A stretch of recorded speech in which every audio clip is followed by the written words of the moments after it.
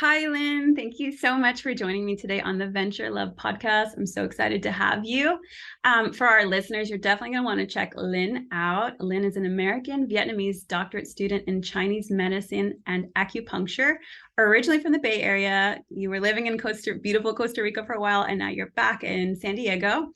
And she offers a wide array of holistic services, including integrative astrology, transformational wellness coaching, birth chart reading, which is super interesting, healing Chinese medicine ceremonies, which is also super interesting. I want to dive into some more. And you're also the host of your very own podcast called Soulthentic, which means true essence of you. So welcome, Lynn. I'm so happy to have you. Thank you so much, Violet, for having me. I'm so grateful to be here with you. Of course, super happy to have you. So, before we dive into our topic today on coming into right relationships with emotions, I would love for my listeners, my community to learn more about you, learn more about your history, what brought you here today, and just share a little bit maybe of your upbringing and what brought you into this beautiful work that you do. Thank you so much. Of course. I just, I'm so honored to be here and be here with you. And, when I met you, I was living in Costa Rica and I was such an important moment of my life because I was really diving into what was important to me at that time.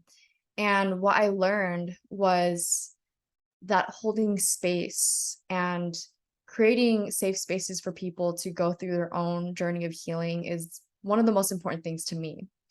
And I believe that I was raised in a family that showed their love in ways that I had to learn. I had to really learn, like, okay, this was how I was raised culturally in an American society, but the American society kind of was different in the way that, we often see families loving each other.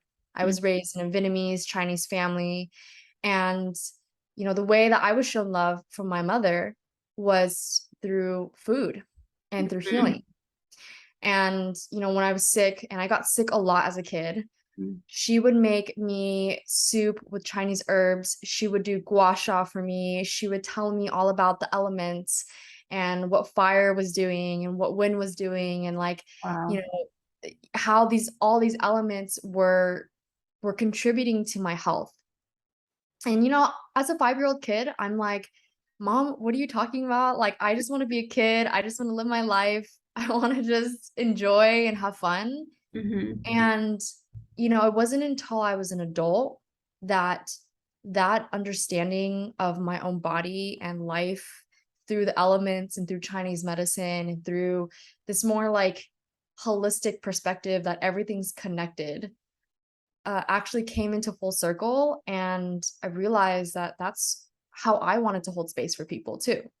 Like, that's how I wanted to bring people through their healing journeys was, what I was introduced to as a kid. And of course, I went through such a journey of getting there and to the point of where I am now, 6 months away from getting my doctorates in Chinese medicine and acupuncture. But I had to go through such like an interesting spiral around my life in order to find what I really wanted to do and what really felt authentic to me. And so, I have all these pieces that I love to do, like healing people, holding space, but I also love speaking as well, which, you know, my podcast Authentic was birthed out of was Mhm. having conversations like this, just having meaningful, deep, conscious conversation about what it means to be a human, what it means to have a purpose and to help others and to be of service. All of those things really, really fill me up. And so I'm so excited to just dive into all things Chinese medicine, all things holistic wellness, and just have a beautiful conversation with you, Violet. Oh my gosh. Oh my gosh. That's so good.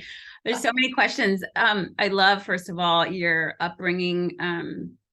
I think Mhm. obviously my parents are from Nicaragua, Latin America. And so being raised here, you're right. It's a very different perspective from where our parents came from. And so their version of love shows in different ways. I've realized through different cultures. But I thought that was so beautiful to hear you express the way that your mom showed you her love for you, fueling you, feeding you, nourishing you. And gosh, how that is so beautiful. I don't think I've ever met anybody that had that kind of hands-on holistic experience that early. I mean, me myself, I was like curious and diving into this stuff when I was like 12 and 13, and stuff that my mom would have never like thought to share. We didn't have that kind of education growing up. But that's beautiful that your mother taught you this. And clearly, I'm sure she's so proud of you. I mean, you're 6 months from getting your doctorate, and it's so exciting. What an exciting time to be doing this work. And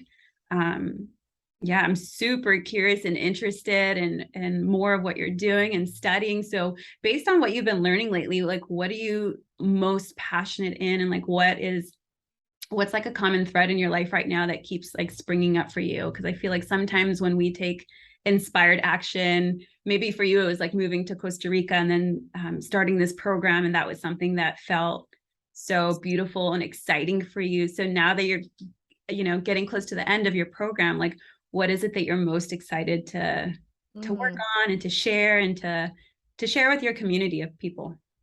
I love this question so much. And I just want to acknowledge your upbringing as well, and how similar we are in that we were raised in different cultures. And those cultures really taught us our values. They really taught us how we operate and see the world. And I have a lot of respect and so much gratitude for the way I was raised, because it taught me how to look at the body in this way. It taught me how to look at my life in kind of I almost want to say fusion, right? It's like this, you have this fusion of a different culture, Latino like culture, but then for me it's like the Vietnamese Chinese culture mixed in with the American culture.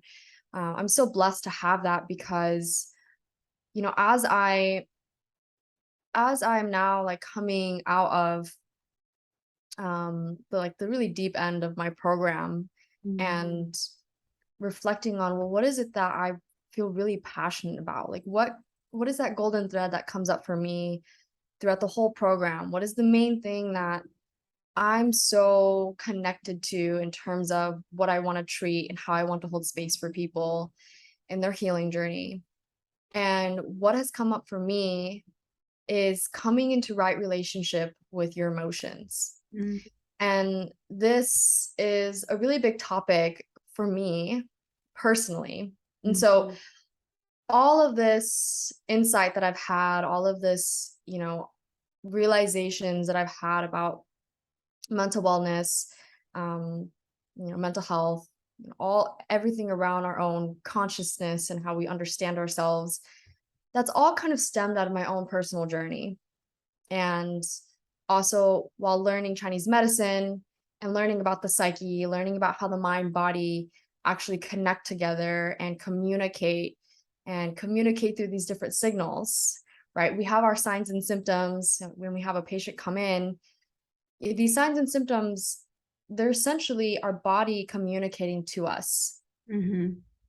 And it seems like common sense, like it seems like it's the most intuitive thing, but we actually live in a society that teaches us not to be so connected to our emotions, not to be connected to our bodies. And I even, catch myself in this pretty often, where I'm like, I'm so in my head. I've been so like, going to and from and so busy. Like you have to find those moments of coming back into your body, doing the practices that really anchor you into the embodied feeling, right?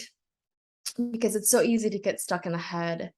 And I learned as a kid through my mom that our body is telling us something, right? When I'm feeling sick, when I'm experiencing a fever, it's actually my body sending me a signal that something's happening inside my body.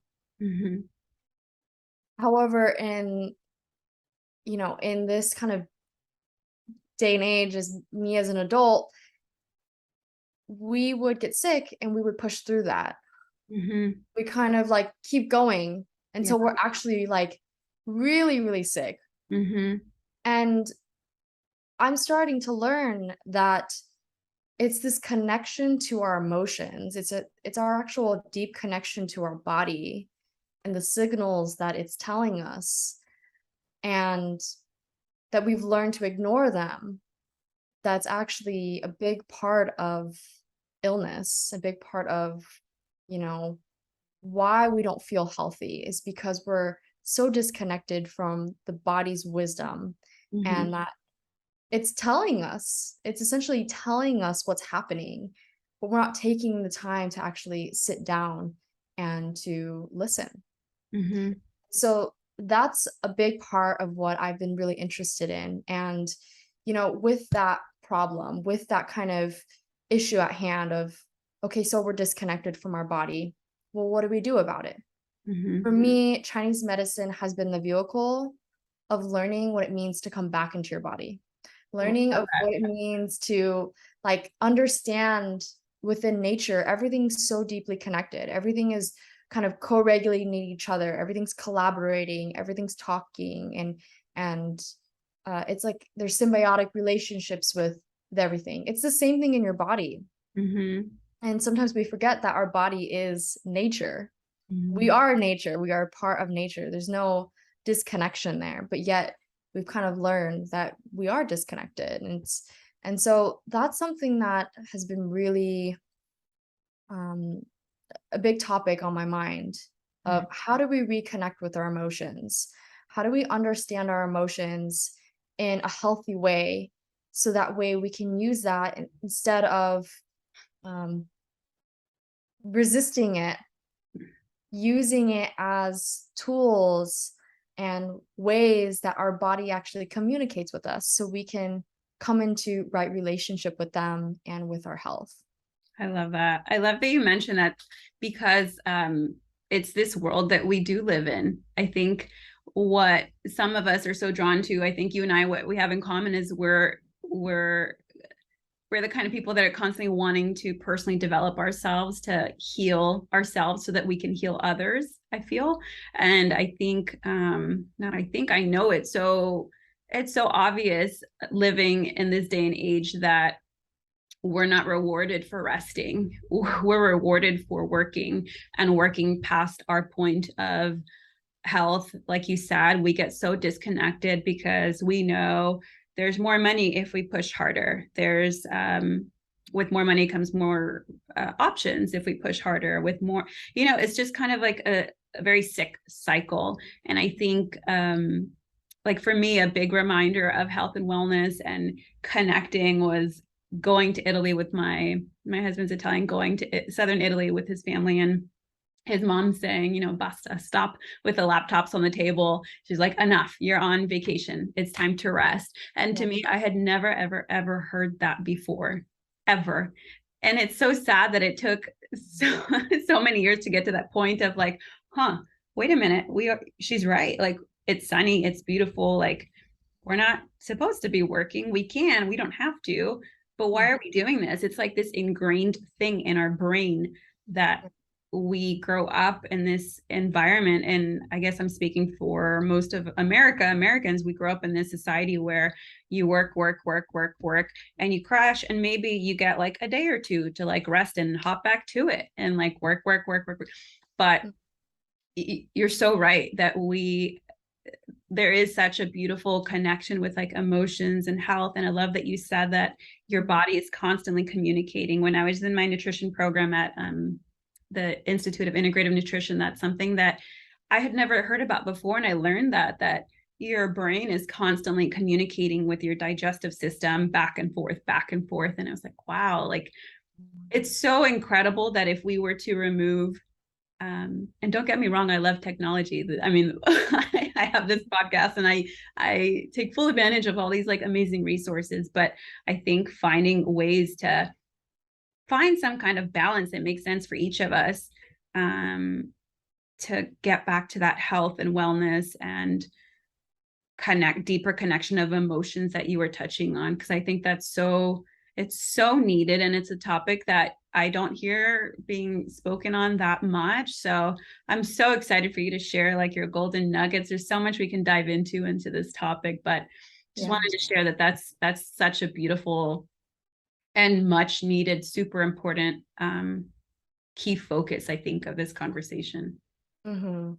Yeah, thank you for speaking into that. And immediately made me think of you becoming a mother. Like Mm-hmm. that process Oh my is gosh. a process that requires you to actually really, really slow down and to Mm-hmm. just completely be present with your baby. Mm-hmm.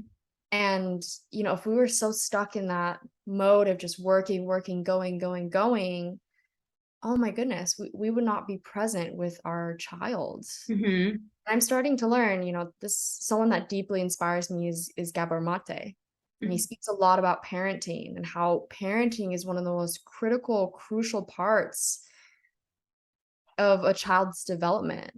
Mm-hmm. That's where they learn most of their, you know, almost all of their ways that they interact with the environment as an adult. Like they learn it through childhood.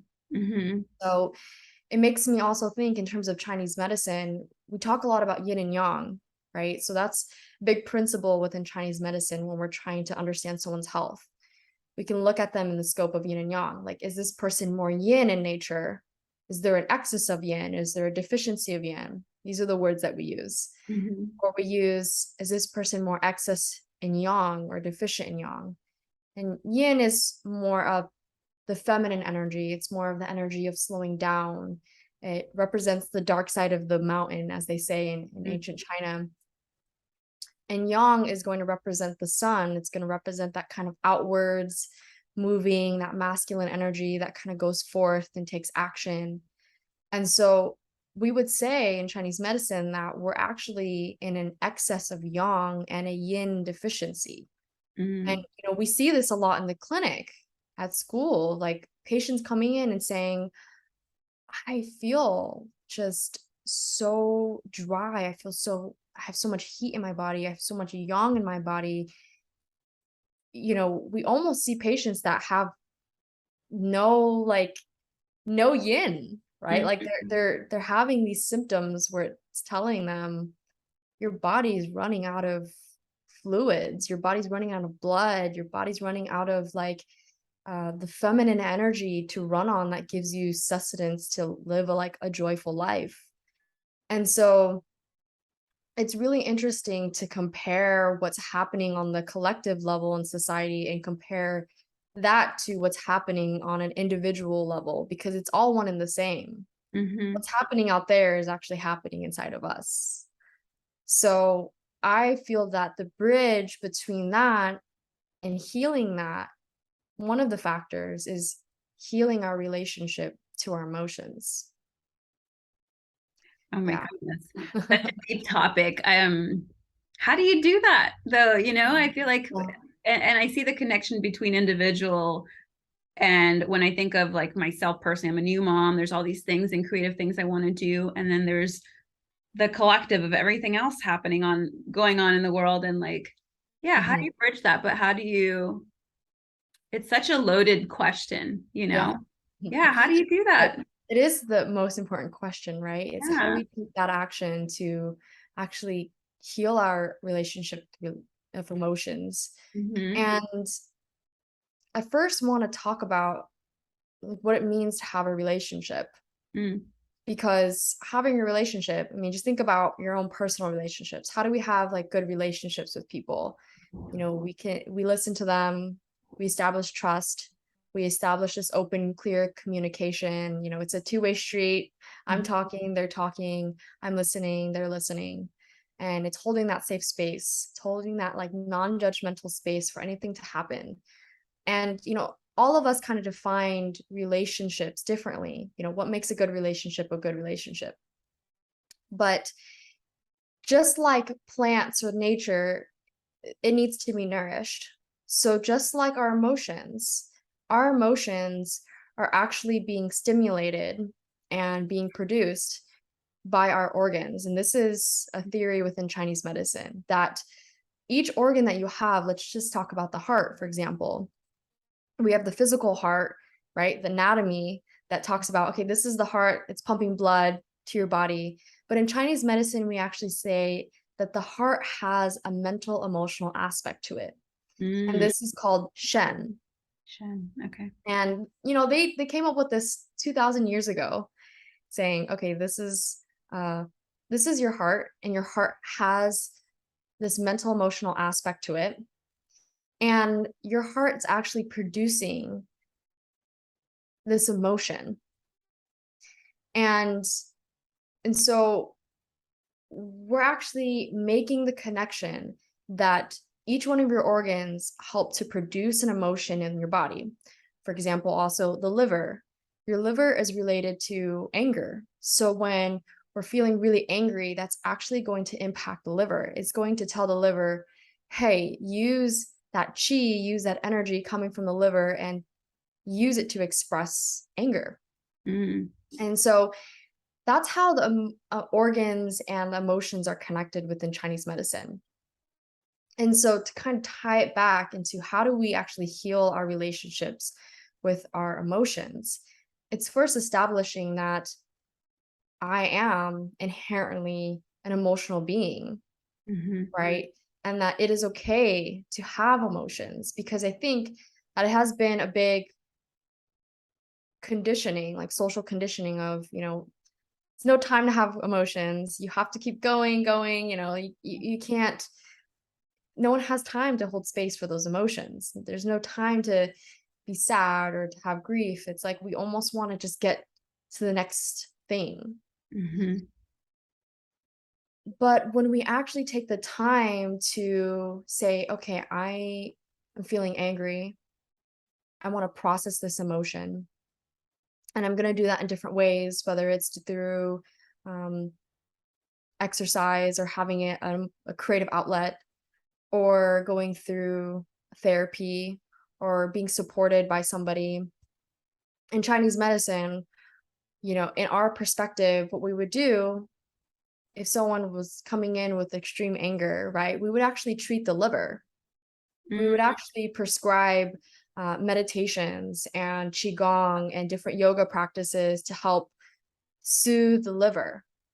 And then that would be topped with food therapy and using things that are extremely cooling, like having cucumber, or adding more like really like cooling herbs into your diet. That's really important to soothe the liver as well, or the heat that's in your body.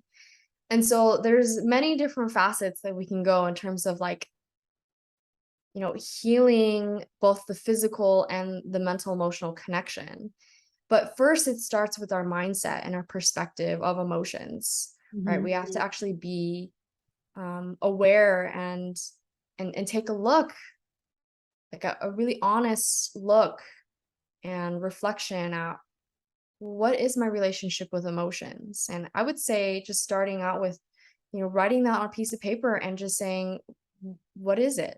Like create that non-judgmental space for yourself. Like give yourself 10 to 15 minutes to just write out, like, what is my relationship with emotions? Who did I learn my main way of feeling from is, and what is the main feeling that I feel, right? We ask that to patients that come into the clinic all the time. What is the main emotion that you feel like each day? A lot of people say irritability, a lot of people say sadness, a lot of people just say joy. A lot of people are sometimes numb and like disconnected from that. And so first it starts with that awareness and that understanding of, okay, I actually am this emotional being. And so what is my relationship with that? I love that. That's such a great core fundamental question to ask, I think, for anybody. And it's such a interesting way that you phrased it too, is I don't know if I've heard that before, is where did I learn that emotion from, or that way of being from?